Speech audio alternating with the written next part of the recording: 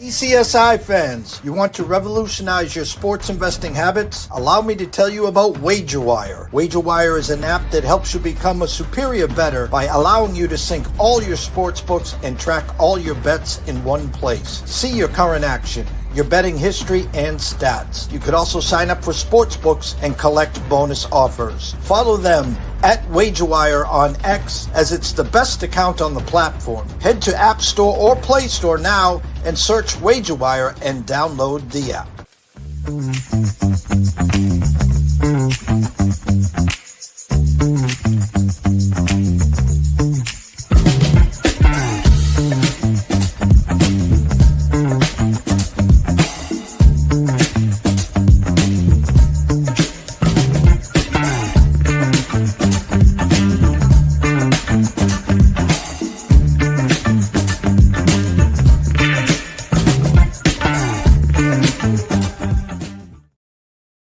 Good morning, we're back. Jeff Dawson, East Coast Sports Investors, the Midday Market Report with good friend and a colleague, Mr. Andrew McInnis, live as we're going to talk some NHL, some surprises, maybe have Andrew talk a little about the World Juniors, and at the top of the hour, Matt Grissom back, Grissom on X, or Matt G on X. It's whatever, you know him at the NCAA Insiders. Talk some college football as we get closer to the big boys. 1 game tomorrow and 3 on the new year. So without further ado, because he's got a show at the top of the hour, I don't want to get Dan mad, Mr. Andrew McInnis. What's up, Andrew? Yes, we got to make sure we get everything in at once. Jeff, it's good to be here with you as always, and nice to talk about not one but 2 different types of hockey leagues going on right now, or tournaments, I should say. Yes, the last show before the new year, yourself and Matt Grissom, we had Scotty Webb on earlier. We're gonna go dark on New Year's Eve. We've talked enough about all the happy horse shit, so I'm glad to have you on here. My headliner was biggest NHL surprise for 2025 so far, but again, you're here. Not a lot of people can talk World Juniors like you. So it's going on. I saw the U.S. Little struggle, but a nice win, 6-5. What have you seen so far? Jeff, what I have to say that I've seen so far is the competitiveness of this tournament overall, the growth of the game. If you're a Canadian fan and you're watching this right now, or you're a fan of Team USA hockey and you're thinking we should be winning games by more goals, we have to understand that this is fantastic for hockey, how close things have been even. We've seen improvements from Czech. We've seen improvements from Slovakia. We've seen improvements from Switzerland, from Germany. This is good for the game of hockey. And, you know, there has been some games that there's been some blowouts. Yesterday, Canada with Denmark. A couple days ago, Finland against Latvia. And USA had a blowout a couple days ago. You know, but there has been a lot more competitive nature to this tournament, Jeff. I remember when I was a kid, it was like 3 or 4 teams.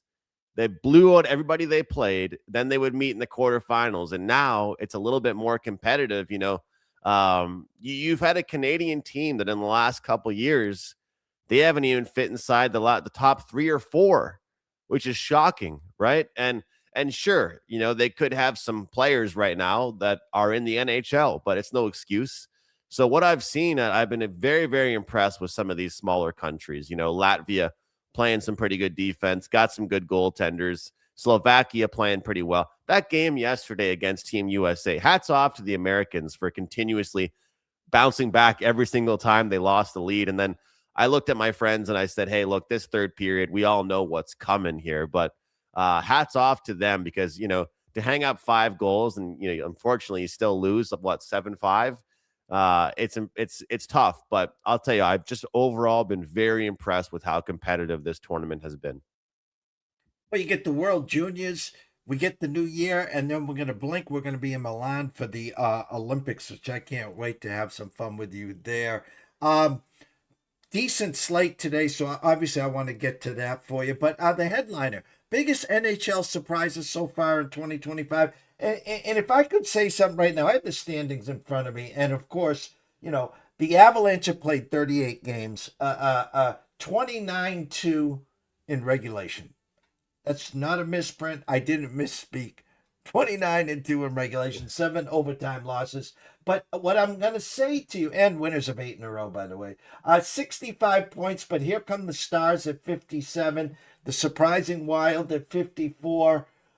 There, I go down to the Oilers, starting to maybe find its way with 46 points. The Knights at 45. Here come my Ducks at 44. So they're my surprise out west. And I go over to the East. Obviously, the Red Wings, Stevie I plan, as I like to say, 49 points. Here come the Lightning, 47 points. Your Canadians, 46 points. The big bad Bruins have now lost 6 in a row. We'll get a lot of fade in them the second half of the year. 42 points. And there's the Hurricanes at 51 points. Thoughts on the surprises in 2025? There's so many places to go here, Jeff. I don't really know where to start. Look, you talked about the Ducks. A lot of people liked the Ducks going into the season, but I didn't think we would see this out of them this fast. And there's been some dips. There's been a couple stops here and there, but this team, in games that their defense hasn't showed up, their offense has made up for it. And in games that their offense didn't show up, Lucas Dostal has made up for it with goaltending. So he's been fantastic. So that would probably be my yay team of the West. My nay team of the West, who I spoke with you about last night via text, is the Winnipeg Jets. I don't want to hear the excuse that you were without Connor Hellebuck, because even when you get him back, you guys haven't looked very good. So they've kind of been a surprise to me in a negative way. This Winnipeg Jets team, just seeing what they've been doing, and maybe they look a little bit slow and not able to keep up with some of the pace of these teams in the West. You look at the West right now, Jeff, it's very interesting because the West has the best teams in the league, but they also have the worst teams in the league. They've got the Blackhawks, they've got the Jets, they've got the Canucks, they've got the Blues, but of course, then you've got the Avalanche, Stars, and Wild. And now, of course, don't look anywhere, but the Oilers are starting to creep up and gain momentum themselves. My yay or nay in the East, I'm going to stick to the Atlantic Division.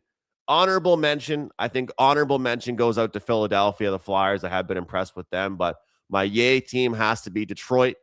You talked about it. The Stevie Y plan is looking pretty good, looking pretty sharp. I'm still a little bit confused by their -4 goal differential, but yet they sit there with 49 points in 40 games.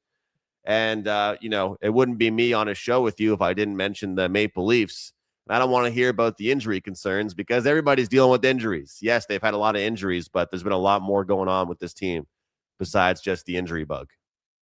I don't know. I think this is 3 weeks in a row. We had a power surge again. I am blank on the screen. What I'm going to do is I'm going to try to be productive here. It's not going to work, but I'm going to give you the stage right now, Andrew, for the pucks, props, and thoughts, and I'm going to try to get back on stage. 1, 2, 3, 4, 5 games in all. And your Canadians get a little South Beach action in Florida. So the stage is yours, sir. If it's fine, Jeff, I'll give out really quick 2 p.m. Eastern time. We've got Switzerland and Germany going head-to-head here. Over 5.5. I like that one quite a bit. The teams playing on back-to-backs. It's been very, very obvious how teams have just struggled defensively when it comes down to these back-to-backs. I know we always say back-to-backs aren't clear as day fade spots as they used to be, but these teams, these kids, they're working their all. They're giving it everything that they have. And Germany played yesterday. It was not a good go for them against Sweden. So I do expect kind of a bounce back offensively from them. But I think with Switzerland, some of the tough games they've had so far, they can put some goals up on the board. As far as the other one here, we have Latvia and Denmark. I think the move for that one is to look towards Denmark plus 2.5. Look, I know that it's Denmark on second half of a back-to-back here, but Latvia is one of those teams, Jeff, you want to back as an underdog role. I'm not laying 2.5 goals with this team. They've improved quite a bit, but this game could be a little bit closer. You mentioned my Montreal Canadiens. Look, I did a video last night, had the hat on. I looked the camera right in the eye and said, how often do I give out the Canadiens, guys? I don't give them out very often.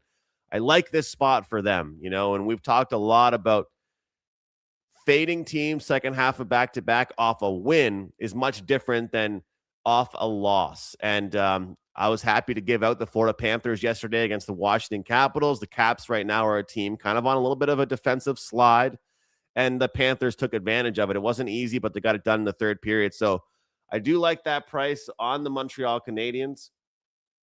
Looking down the list, I think that when you look at this Devils and Maple Leaf spot, what you got to do, Jeff, is look at the injury bug here with the Maple Leafs. If you can get a 6, I wouldn't talk anybody off that, but even 5.5 at even money, I like the under here. But, you know, it kind of, I always revert back to COVID with the NCAA football, right? Like, you know, when this team had all the COVID stuff, you backed them because of the ATS, right? Oh, well, everybody thinks all these players are out, but it's baked into the number. But I still think we're getting kind of a discount on the Devils here, despite all the injuries that they potentially have on the Maple Leaf side. I lean the Devils, but it's kind of fishy. So I'm going to stay away and look towards the under 5.5. Late night, Philadelphia Flyers, Vancouver Canucks. I think this is a game that we go back to the old reliable, the first period over. I'm a little bit confused why the number is what it is, but I think that's kind of like the Seattle Kraken, right? When you play the Seattle Kraken, you don't really get that heavy juice first period because they're a low event team. You know, Philadelphia, they're a low event team. They don't see a lot of offense. So we'll look towards that. I'm curious your thoughts, Jeff, about this Carolina and Pittsburgh spot, because just pulling up one of my websites here, looking at the defensive structure, Carolina ranking 7th in the last 10 games. Well, Pittsburgh 32nd dead last over that same span defensively. So, you know, the minus 130, it's, I don't know if it's concerning. I don't know how we kind of frame it, but I understand they played yesterday. It went to overtime against the Rangers. How do you approach this one? Like, all my numbers tell us this is a kill spot for the Hurricanes, but that usually worries me when you see that. Well, it was funny because we got the banana in the tailpipe with the Red Wings on Sunday. We go 2-0 in college hoops and 0-2 in hockey. That Red Wings, when I'm on them, they just chew their food, play with their food. And by the way, Andrew, enough of the 2-2, 15 minutes to go, holding hands and singing Kumbaya. And getting to overtime. It rips me apart here. But getting to Carolina, team total over 3.5, plus 121. That's where my eyes are. Well, just on the defensive structure right now for this Penguins team, like, you know, I've got an issue, Jeff, sometimes with not keeping it simple, stupid enough. Like, and I get that. That's, if we're talking about New Year's resolutions, that's my New Year's betting resolution, is to stop looking at the board and trying to find the most complicated play out there. Oh, you know what would have been a really good bet last night, Jeff? How about the Avalanche puck line? Because it hits every single day. It hits every day. So that one kind of sticks out to me. I'll give out, if I like Florida, I'll give out a goal scorer, Nick Suzuki, plus 205. He's got 3 goals in his last 2 games against the Florida Panthers. A little bit of a sprinkle. I think it's worth looking at him. And there was one more guy I wanted to mention as well. Let me pull up my sheet here if I can find it. This one is from the Canucks game. Let's see here. We've got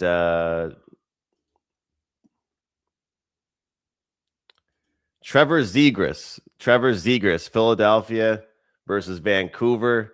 Vancouver ranks 28th in shots on goal given up against centermen. You can look at shots on goal for Zegras. Over 2.5 is plus 150 at FanDuel. This is a guy that you probably want to look for that. And also if you want to take a look at goals, because they do rank 29th in goals against centermen, plus 210. You play Zegras, you play Suzuki, Jeff. You go 1-1, you make money. I looked, by the way, Vancouver first period always have been so nice to us. And again, it came in yesterday. I looked, wow, is that juice to the under today? Minus 115. It's scary. Yeah, I gave it out yesterday at a minus 115, and we get there. Again, Vancouver, go back.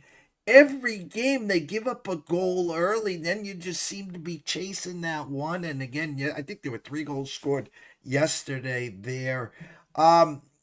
got you for like 2 more minutes here, Andrew. New Year's Eve, 2026, then the race to Milan. Anything change in your thought process in handicap and hockey? I'll say this, like there's going to be a chip on the shoulder for a couple of the guys that get snubbed, so we'll talk about that when it happens, Jeff, like the players that got snubbed that didn't make Team USA or Team Canada or whichever team that there's it's meant to be on. Other than that, I think that we're going to start to see games get a little bit more defensive structured leading up to it. I think the draws are going to be in play. I've never been one to release to clients or even bet myself, of course, the draws, but we're going to start seeing those tight games. I think when you look to the far right section of the standings, when you see the OTL section, the overtime lost points, we're going to see a lot more of those moving forward. But then coming after the Olympics, Jeff, I think that it's going to be very evident which players are rested, which teams are rested. It's not a mistake that the Habs were one of the best teams last year after the Four Nations because Caulfield and Suzuki didn't make Team USA and Team America or Team Canada.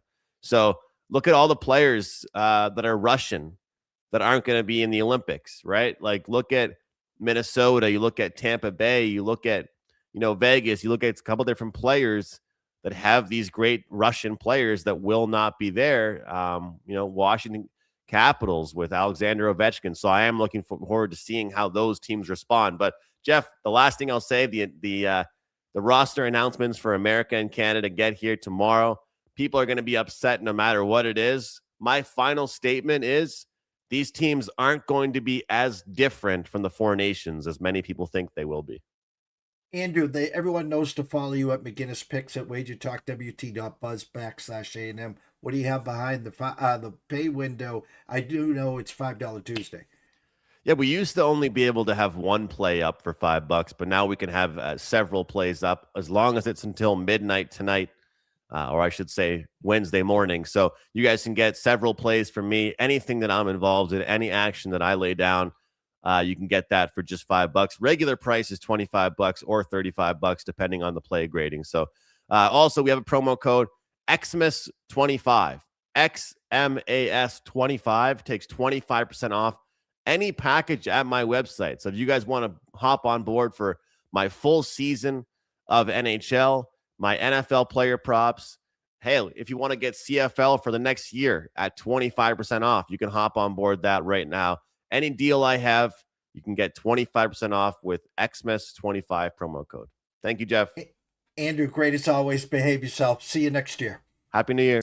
Happy New Year. Matt Grissom next. Stay tuned. ECSI fans, you want to revolutionize your sports investing habits? Allow me to tell you about WagerWire. WagerWire is an app that helps you become a superior bettor by allowing you to sync all your sports books and track all your bets in one place. See your current action, your betting history, and stats. You could also sign up for sports books and collect bonus offers. Follow them at WagerWire on X, as it's the best account on the platform. Head to App Store or Play Store now and search WagerWire and download the app.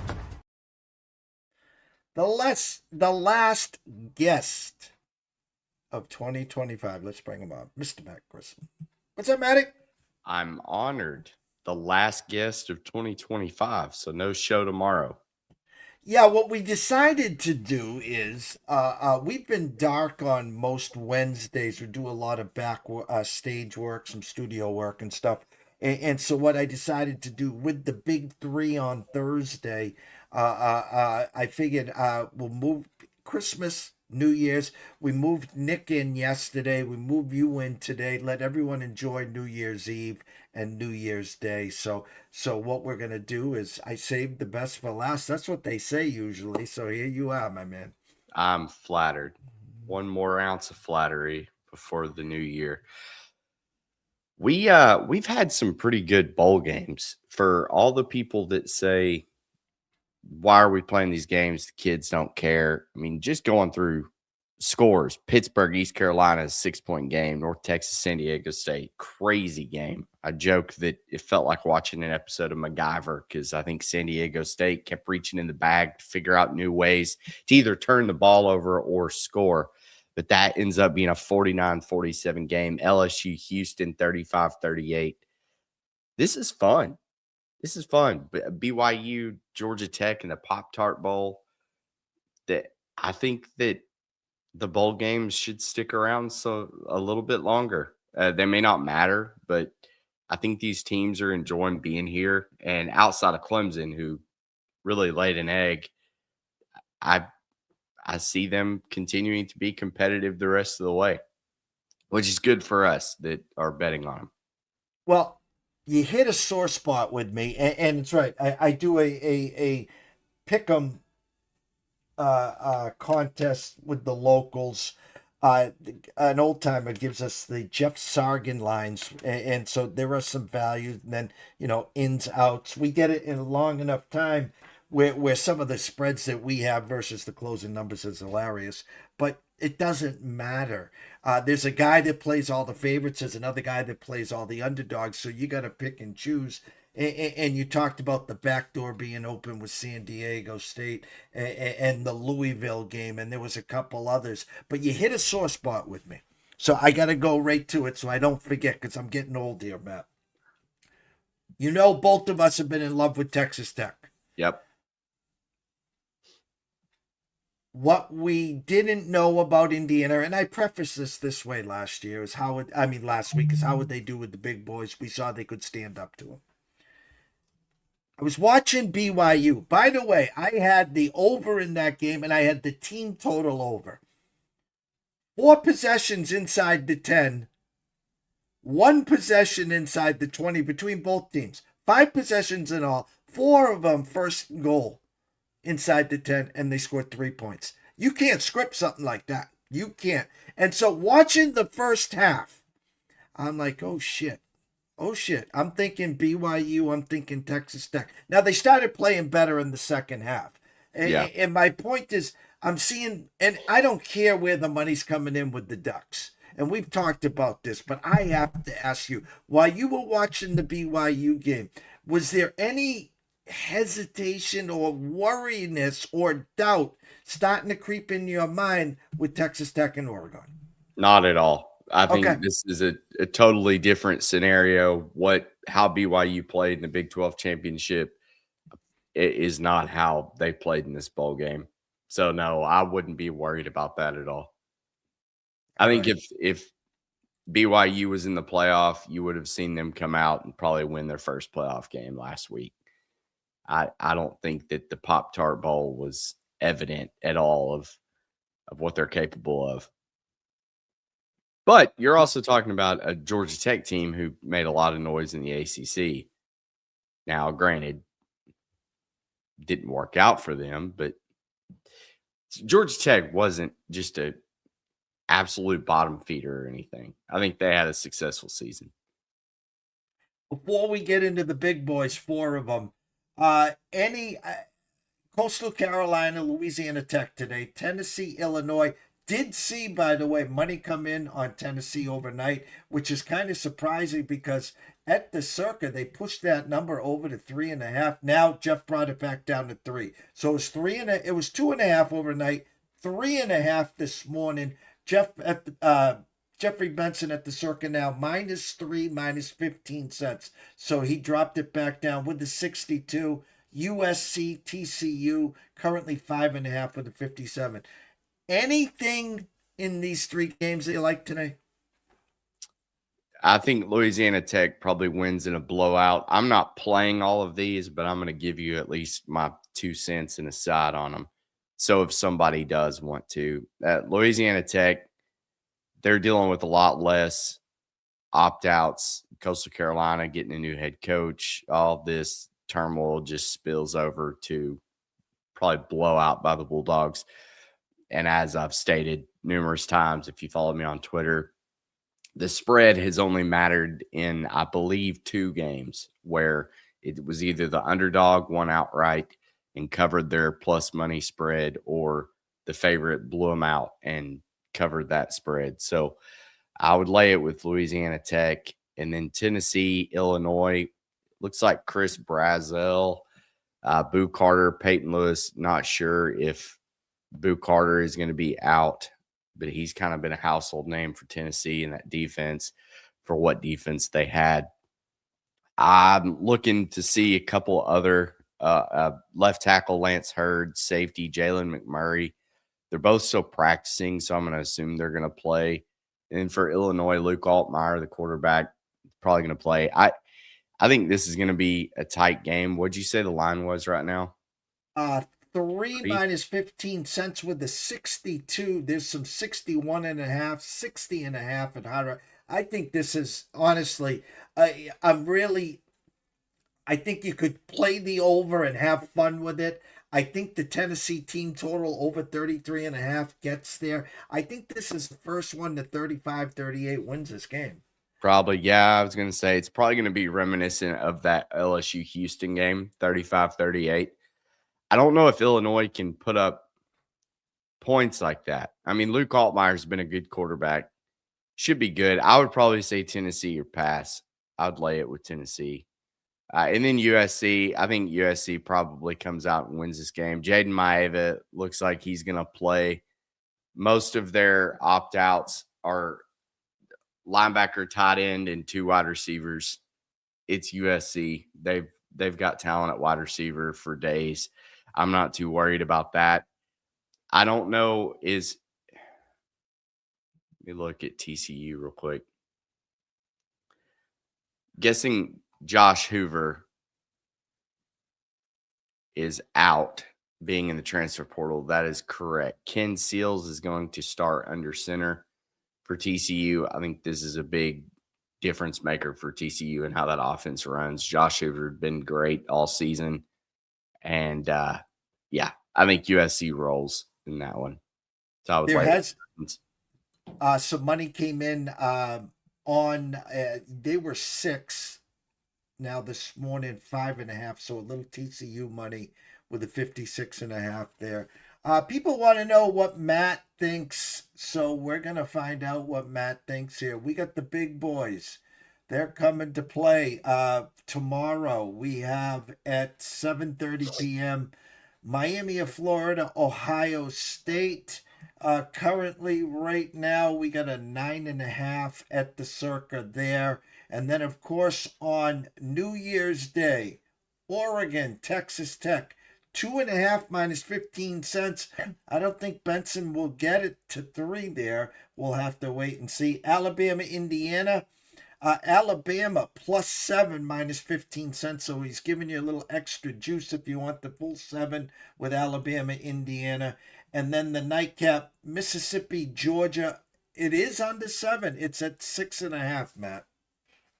Yeah, real quick before we get to the highlighted games, let's talk about Vanderbilt, Iowa. We've got 3 bowl games or 4 bowl games tomorrow. Vanderbilt, I assume Diego Pavia is going to have one more opportunity to ball out. This will be his last time in a Vanderbilt jersey, barring some miracle by Congress to get him more eligibility. Year number 8. I think Vanderbilt rolls in this one. Arizona State, I don't know what they've got left in the tank. They're missing everybody. Josh Atkins, their left tackle, their cornerback, Javen Robinson, Sam Levitt's been out with an injury. Jordan Tyson, their stud wide receiver, is opting out. I don't know what's left. Duke still has stuff to play for. You obviously saw him in the ACC championship game play for something. So I think Duke probably rolls in that one. And then Michigan, Texas. I'm going to take Texas in this one. It looks like both of them are going to be dealing with a lot of opt-outs top to bottom, but you got Bryce Underwood, Arch Manning, still both starting, it looks like. I think Texas probably has more to prove in this one. Michigan, easy to kind of pick up your ball and go home, just given all the Strom Moore and drama. Congrats to them for getting Kyle Whittingham out of retirement. I think that was the shortest retirement in college football, for maybe a week and a half, 2 weeks. And then Utah, I think they blow out Nebraska there in that Las Vegas Bowl. Matt Rule should just not even go out there. Utah they're going to play Devin Dampier. So there you go. Got you set up all the way up to the primetime games that everybody wants to talk about. Starting with, I'm going to hit Miami, Ohio State, go in chronological order here. Mm-hmm. I still like this Hurricanes team. There was a reason why I liked him against Texas A&M. I'm buying into the hype. I think Carson Beck has kind of been overlooked over the last couple of years. Didn't really work out at Georgia, transfers to Miami. He's kind of found a spot here. I think the running back for Miami he ran the ball really well against A&M. I think he's going to have similar success against Ohio State in this defense. If Carson Beck can just connect on some passes, I don't think 10 points is going to win it against Ohio State, but maybe 17 will. Just don't turn the ball over. Play this close. I think 9.5, 10. That's coverable for Miami. I don't see Ohio State's offense being able to just blow out Miami and this defense. So I would say Hurricanes are nothing. If you want to get conservative and play it square, throw Ohio State in a money line parlay, that's fine. But I don't think Miami wins outright. I do think that they cover, though, and it should be a pretty great game. Their team total 16.5, juiced way to the under. Most people have them in that 13-point range, which if you're getting 9 points, now you flip it to Ohio State side. Do they get to 23, 24, 27? I do know this, and you know this, of course. Last year, after the Michigan loss, they didn't play in the Big Ten Championship. They hosted Tennessee in the first game, and all of a sudden, boom, there was their offense, and they were off and running. This year, it's all about their defense, but they have a good, I don't want to say they have a good offense. They have weapons on the offensive side. So what would you be more surprised at? The Hurricanes getting to 20-21-23, or Ohio State getting to that 27-28-30 number? Well, that's funny you say that, because our projections make Ohio State winning this game 28-17, basically. So an 11-point spread, it's probably right. I'm going to go against the model because I think in these heightened games where there's so much more focus on the quarterback. And I just had this discussion the other day, like in the NFL, talking about the playoffs, because I think we're going to be in for some chaotic playoffs in the NFL. But year in and year out, it's typically the quarterback that is the team that you trust to go win you the Super Bowl once you get in the playoffs. Well, look who's going to be in the playoffs. I mean, you got Jacksonville, you got Green Bay with Jordan Love maybe being hurt, hobbled, whatever. You got Caleb Williams and the Bears, Josh Allen. Like, what quarterback are you saying, oh, yeah, that's the guy that's going to lead me through the playoffs and get me there? Because I think right now it's only Josh Allen. Well, there's only one quarterback that has done that. I'm just trying to span the globe here. There's only one quarterback in the playoffs currently that has done that. It's Jalen Hurts. He's the only one. Yeah, but no one else. And how bad the offense for the Eagles has been this year. But I mean, I think I don't trust Sam Darnold. I think he's done great the last 2 years. I think it's going to be Matt Stafford versus Josh Allen in the Super Bowl, just based on that. So you translate that to college, which is becoming even more common as like NFL. Now we're NFL playoffs.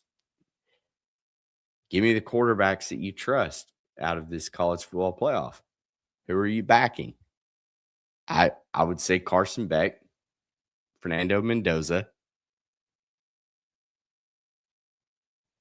Is Chambliss from Ole Miss? Is he a quarterback that's going to take him to win it all? No. Gunnar Stockton, maybe. I mean, they did it with Stetson Bennett. Baron Morton, Dante Moore. I can believe those two. Julian saying, I don't know. If you took away everything else and you said Carson Beck or Julian saying, I'm going Carson Beck. I think I think the Miami advantage here with who's running the offense, I got to give it to them. So, other than the Heisman Trophy with Mendoza, and he's had a great year, nothing about it. Isn't the quarterback that's gaining the most steam and momentum Dante Moore? oh, I'm sure. I mean, it still surprises me, though, how little people talk about this Texas Tech team. I mean, Baron Morton has just as good of numbers as Fernando Mendoza, and he was out for a game and a half, 2 games. I mean, that kid has slung it all season long. Cameron Dickey is one of the top running backs in the Big 12. And people, I guess, are just assuming that they're not going to be able to turn around and do this against Oregon. Jacoby Williams, the backup running back. I mean, they have a legitimate 1-2 punch. I know I'm preaching to the choir here.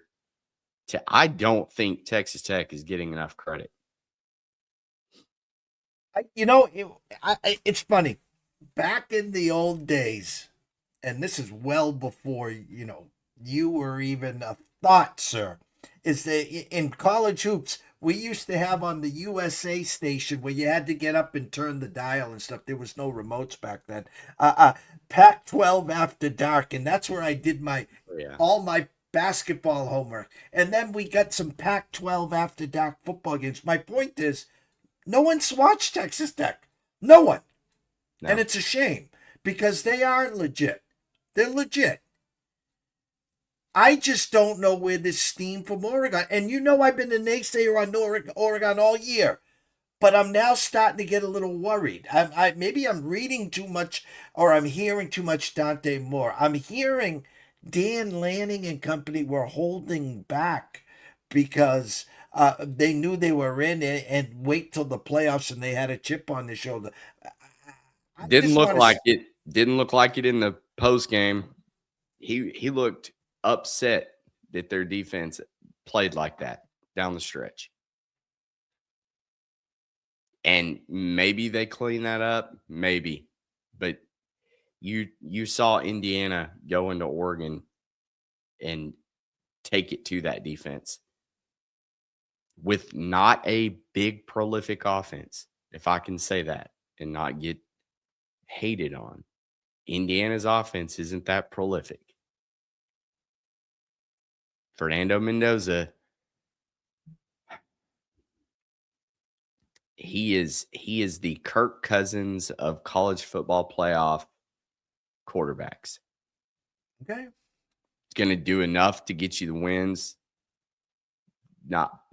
I'm not calling my mom to say, hey, turn on Sports Center and watch this throw he made. So we're on Miami Hurricanes on January 1st. I know we've talked at length for weeks upon weeks. Texas Tech. Right now, 2.5.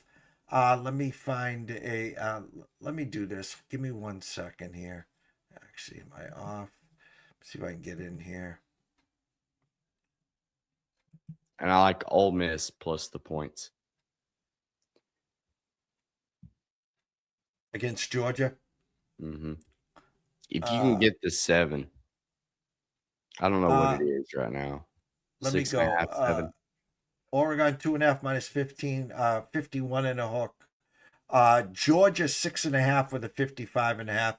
I'm not going to let you off that easy. Alabama, Indiana. Thoughts?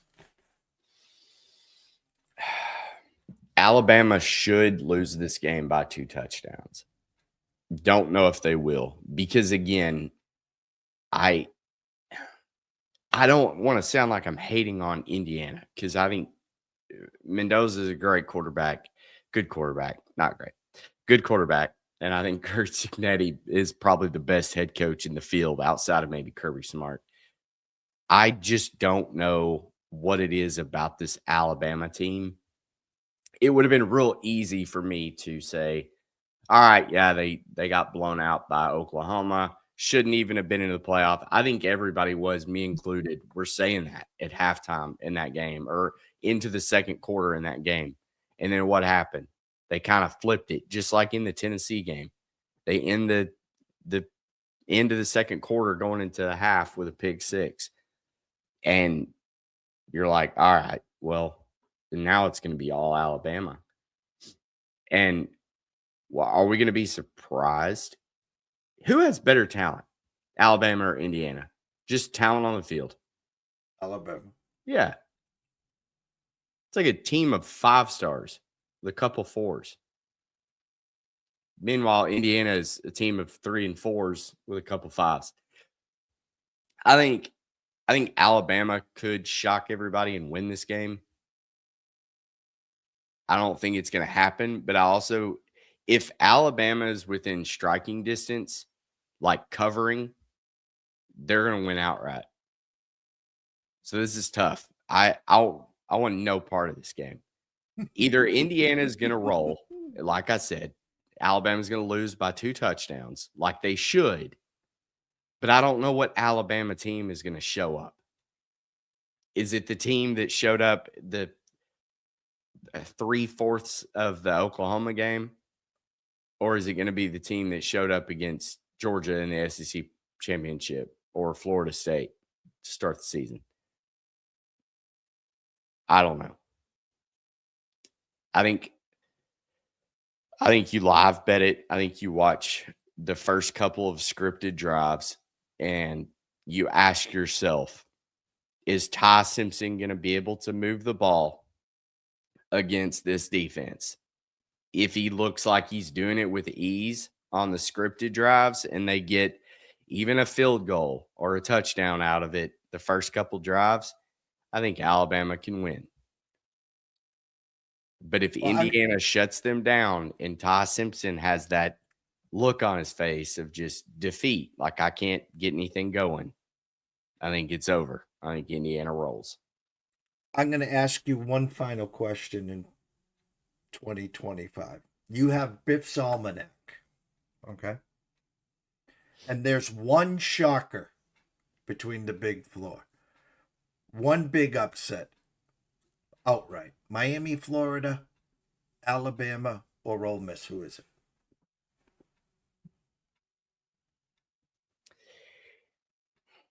I think for shock factor, you have Biff's Almanac. There is going to be one. We're playing the game. There's going to be one shocker. But one of yes, in the sense of what's more shocking, if I told you that Alabama beat Indiana or that Ole Miss beat Georgia? I think the biggest shocker to me, and I think most of the world, would be Miami and Florida beating Ohio State. Oh, I don't think that's going to happen. I can't see that one. I think Miami stays close, but I think Ohio State wins. I would say Ole Miss beating Georgia would probably shock more people. They seem to be especially that darling down south, because the general consensus in SEC country is that Alabama should beat Indiana. Like, cool story, fun ride. We're Alabama. We should win. And that's like 100% ego. Nick Saban's not coaching that team anymore. I get it. But I'm in a group chat with a bunch of Tennessee fans. I'm in another group chat with a bunch of Alabama fans. It's great. Not really at all. But because the egos, they both love their teams. But if you ask my 5 friends that are all Crimson Tide fans, they all are like, yeah, roll damn Tide. We're going to win. Okay. I hope you do. But I don't know. I know it sounds like a cop-out. Either Indiana is going to win by 2 touchdowns or Alabama is going to win outright and cover. I don't see it going any other way, and I think you're going to have your answer in the first quarter. Well, I would agree with you, but if you said the same thing last week, I mean 17-0. The Sooners, and again they kind of pooped on themselves with the dropped punt, then the pick six, and next thing you know, 17-17. I don't think this Indiana team will allow you to breathe. But No. again, great story. They have been a great story. They've been reading their headlines now for weeks. Mendoza's got the Heisman. Here comes Big Bad. I know it's not Bear Bryant. I know it's not Nick Saban. And DeBoer's trying to create his own legacy here. It's almost like the sizzle or the steak. Okay? The sizzle is been Indiana all year. I mean, they've been the story. And is SEC Alabama now just starting to round into form? They took care of business in the rematch there. And is Indiana not ready for prime time in this big stage now? Maybe. I mean, I think Kurt Signetti by far has the coaching advantage over DeBoer.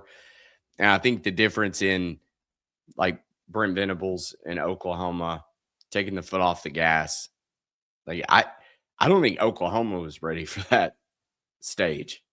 Like I think at one point or another, they probably all were looking at each other on the sidelines like, wow, are we supposed to be up 17-0? Like they felt like they were doing something wrong.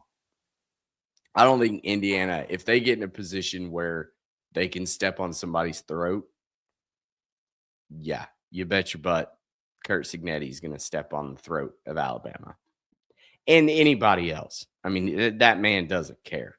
He is borderline psychopathic when you see him on the sidelines. Well, it's going to be awesome. Awesome as always. Scroll has been going the whole time. At M. Grissom. I did it. And, of course, NCAA Insiders. Getting closer to that Matt Grissom. Tell them where to find all your written work, sir. MattGrissom.com or the Linktree link in my Twitter profile. Go check that out. My buddy is actually working on the matchup simulator, being able to look at all of our data right from a website. He's been working on it all Christmas break. Don't know if it's going to be up by the end of the college football playoff, but that's what we're shooting for. And as always, just follow me on Twitter. That's where I've been tweeting out some live bets. I think I'm like 4-0 in the last ones that I've tweeted out. We're just betting everything, Jeff. Had Georgia Southern minus 16.5 by the skin of my chinny chin chin. East Carolina money line plus 160 cashed. Bills plus 8.5. What a heartbreaker. They should have won that game. But yeah, it's been a good few days. Like I said in the opening, I've been enjoying these bowl games, these meaningless bowl games. That's all that matters, as long as you're having fun. Love it. It's college football, baby. Nothing better. We're going to bring you back next week. We're going to talk about what we saw. We're going to talk about the semifinals. Maybe we'll get a little intake on how college baseball's going. And then we'll probably have you back, for the championship, of course. We want to give you guys some time, especially because we know January is going to be busy as you guys are prepping for your baseball and stuff. And then we'll iron out some times and dates because I know you guys are big leagues now, year number 4.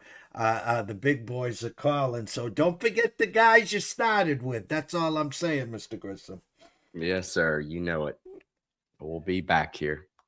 From myself, Jeff Dotson at EC Sports Investor, one only Matt Grissom at M. Grissom at NCAA Insiders. Go follow him. Go follow the rest of his crew. To everyone else here, I want everyone to be safe. I want everyone to embrace the rest of 2025. Listen, guys, It's an amateur. I call it amateur night out. I'll tell you exactly what I'm going to do. Okay. I'm going to have my 2 dogs, Fenway and Camden. I am going to have Chinese food.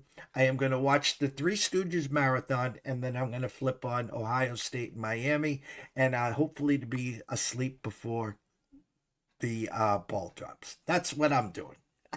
Well, take the under in that game to go along with your snooze fest of an evening, Jeff. Thank you again. As always, guys, behave yourself. Stay tuned, and we'll see you next year. Thanks, Jeffrey. Thank you.